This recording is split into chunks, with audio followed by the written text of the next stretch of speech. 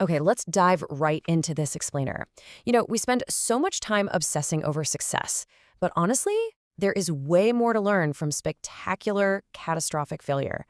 We're going to look at 10 massive, multi-billion-dollar corporate blunders as kind of an ironic how-to guide for destroying an empire.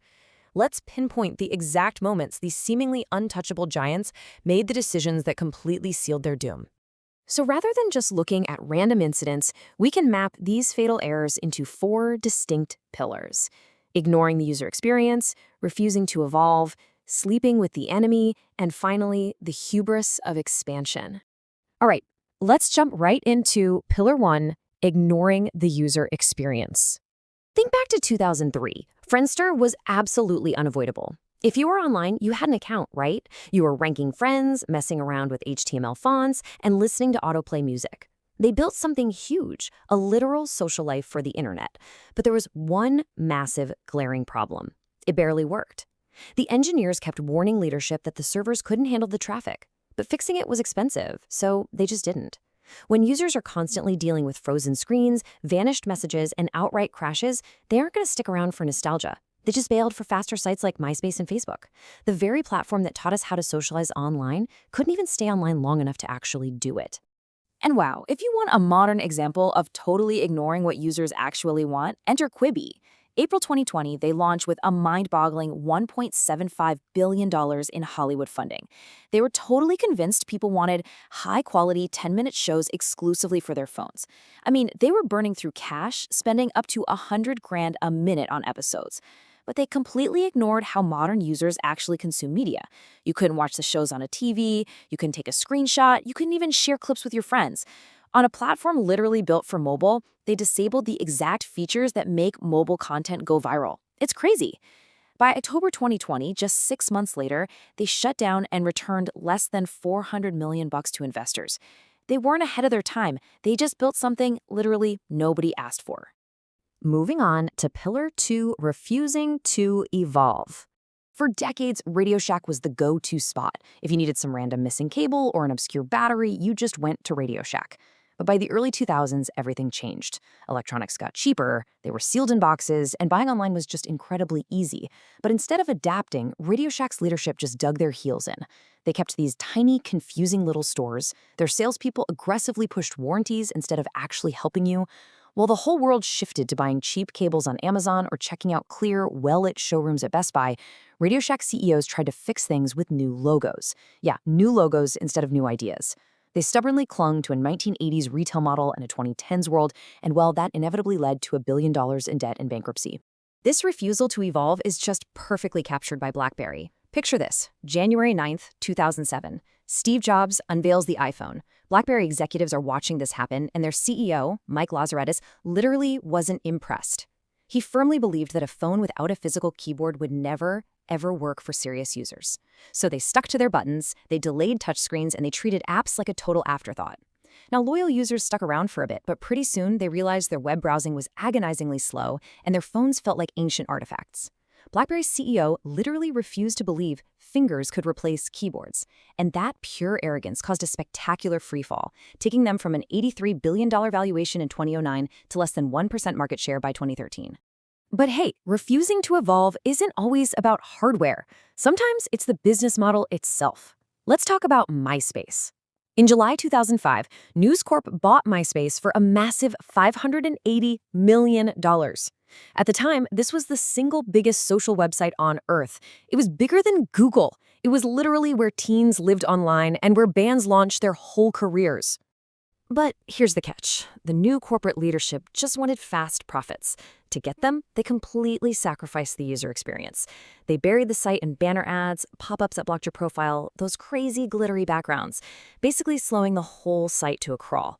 Complaints were pouring in, but fixing the speed didn't make money. Ads did. So users fled to this clean, super fast new competitor called Facebook. Fast forward to 2011, and News Corp had to sell MySpace for a measly $35 million. That is a massive drop. The big takeaway? Facebook didn't kill MySpace. MySpace was suffocated under the weight of ads no one asked for, all because leadership refused to evolve how they made money. Okay, let's dive into pillar three, sleeping with the enemy.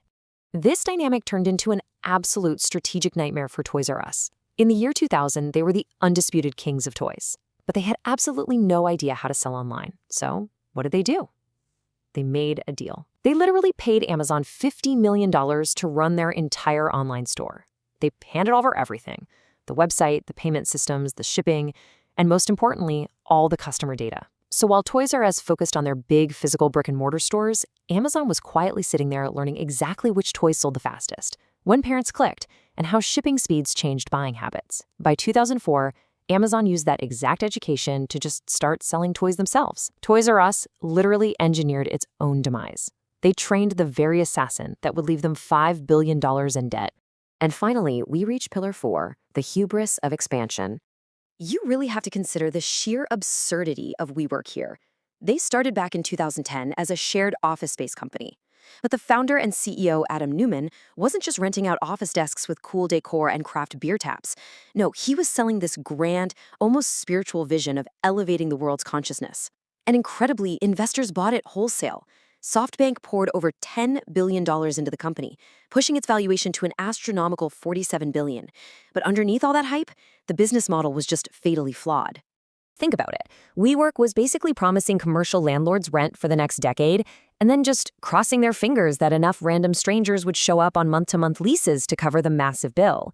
Well, when those strangers didn't show up, WeWork still had to pay. In 2018 alone, they lost nearly $1.9 billion. When they finally tried to go public, the paperwork revealed all this massive bleeding, and the IPO completely collapsed. But the ultimate kicker here, Adam Neumann was forced out, sure, but he walked away with a payout near $1 billion. The whole company crashed and burned, but the actual architect of the hubris got a golden parachute. And if you look across different eras, you see the exact same carnage from expansion hubris. Take Pan Am in the 60s and 70s. They were so obsessed with looking futuristic that they ordered fleets of massive 747s and Concordes just for the pure prestige. But betting on bigger planes just meant flying half-empty flights and paying massive fuel bills when the 1973 oil crisis hit. It eventually drove them straight into bankruptcy. Then there's General Electric. Under Jack Welch and Jeff Immelt, GE's whole philosophy was to just own everything. Jet engines, TV shows, all while quietly acting like a giant bank on the side. But doing everything means you can break everywhere all at once. When the 2008 financial crisis hit, their finance arm cracked, they needed a massive government bailout, and they even got kicked out of the Dow. And of course, Lehman Brothers. They believed size meant safety. They filled their balance sheets with shaky mortgage bonds, literally borrowing $30 for every $1 they actually owned. When housing prices fell, it triggered the largest bankruptcy failure in U.S. history, leaving behind over $600 billion in liabilities. Just staggering. So, what are the lessons from the ashes? If you want to survive out there, whether you're running a scrappy little startup or analyzing a mega-cap stock, you have to invert this playbook entirely. First, never, ever sacrifice your users for quick, intrusive ads or a broken platform. Second, you absolutely must evolve instantly when the market shifts. Let's be real, fingers will replace keyboards. Third, guard your core data like your life depends on it. Never hand your operations over to a hungry competitor just because it's convenient in the short term. And finally, check your hubris at the door. A $47 billion valuation based on vibes or borrowing 30-1 just proves that literally no company is ever too big to fail. And that brings us to the ultimate question you really have to ask yourself when looking at today's market. We've seen the playbook, right? We know the exact warning signs. So take a look around at the tech giants, the massive retailers, and the streaming platforms of today. Who is currently ignoring their users? Who is refusing to adapt to AI or new tech? Who is ignoring the writing on the wall? And ultimately, who is going to be the next empire to fall? Keep your eyes open because I guarantee you the next billion-dollar blunder is probably happening right now.